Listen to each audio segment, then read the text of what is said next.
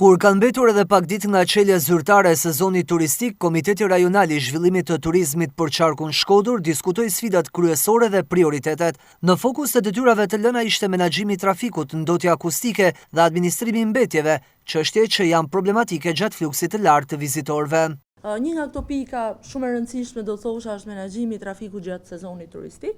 Sigurisht që është një sfidë për t'u pa dhe për t'u adresuar sipas rastit. Megjithatë, ne jemi koshient për pikat kyçe ose ato që ne i konsiderojmë hotspotet të trafikut, të cilat janë për t'u menaxhuar dhe që do të jenë në fokusin kryesor sigurisht të strukturave të rendit dhe të sigurisë. Ndotja akustike dhe vitin e kaluar ka qenë, le të themi, prezent dhe ka pasur disa ankesa në disa zona të caktuara. Menaxhimi i mbetjeve dhe ndotja mjedisore, ku edhe këtu përsëri kemi disa pika. Një risi e cila patjetër nuk mund të mbesim pa e përmendur pikërisht për shkak të rëndësisë që ka marrë dhe për shkak të formës që ka marrë nëpërmjet finalizimit të procesit të aplikimeve është pikërisht paketa e maleve, e cila synon zhvillimin ekonomik të zonave malore dhe nxitjen e investimeve duke adresuar një problematik mjaft madhe, sikurse është problematika e çështjeve të pronësisë. Investimet në qytetin e Shkodrës kanë sjellë që kemi një dyfishim të rritjeve të neteve të qëndrimit në qytetin e Shkodrës. Nga 250.000 kemi rreth 570.000 net fjetje në qytetin e Shkodrës. Kena jo ndërgjegjësimin e duhur dhe jo bashkëpunimin e duhur ndoshta edhe me qytetarë, por edhe me institucione tjera, edhe për plazhin e Velipojës. Patjetër, kërkojmë një vëmendje shtu në gjithë institucioneve, atë krim mjedisor që punon aty çdo ditë, kena një bashkëpunim ta ndëshkojmë dhe ta vëmë në drejt zgjidhjes. Gjatë diskutimeve u ngritën problematika e furnizimit me energji elektrike si dhe infrastruktura rrugore, që kërkojnë ndërhyrje të menjëhershme për të përballuar rritjen e turizmit. Medet ajo pjesa se nuk ka shtim biznese, po me paketën e maleve thamë se do shtohen sepse ne nuk kena kapacitete shumë. Sepse kena full sezonin, është shumë i kënaqshëm, mbulojmë deri në gati 20.000 turista në vit. Strukturat akomoduese janë ato që kanë qenë,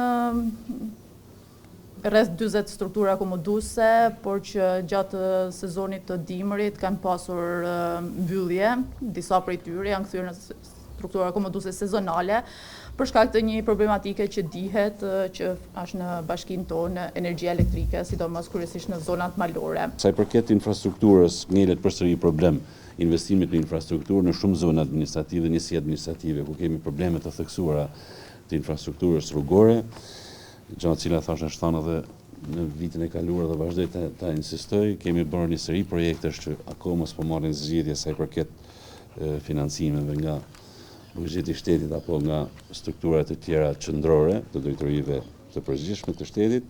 Kemi marrë masa për të siguruar një mjedis sa më të pastër në krahasim me vitet pasuese. Synimi është që të krijojmë një destinacion turistik të qëndrueshëm i cili ka dhe një turizëm të mirë që nuk e keq trajton edhe pjesën e mjedisit. Që në 10-20-35 kV, i cili do të sigurojë furnizimin pa ndërprerje të plazhit Velipojës.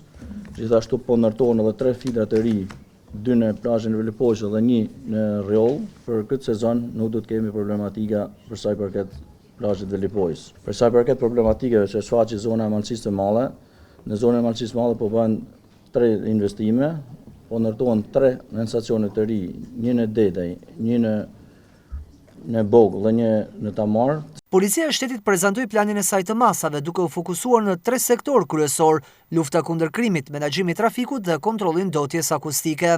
Janë vlerësuesi me rrezik të lartë zona e pedonales në Shkodër, zona e Gjuadolit, zona historike e Zdrales, Kalaja, lagja Shirok, Zogaj, Lumi Shalc, në të cilën ne kemi disloku forcat posaçme të policisë rrugore, të cilat do të ndëshkojnë dhe do të monitorojnë çdo shkelës të rregullave të qarkullimit rrugor, sidomos në orarin e kufizimit të mjeteve. Një ndër sfidat është menaxhimi i flukseve në pikat e kalimit, që gjatë verës është ndonjëherë bëhet edhe pa përballueshëm nga këto struktura. Për këto kemi marrë masa në bashkëpunim edhe me doganën që administron objektin, sidomos pikën e Murriqanit, për të bërë disa investime të vogla për shtimin e personelit dhe sporteleve. Vitin e kaluar pat një vonesë, sidomos tek plazhet publike, nuk u arrit të vendosen në kohë kufizimet, të cilat përbëjnë rrezik për jetën e pushuesve, sepse ato janë të domosdoshme.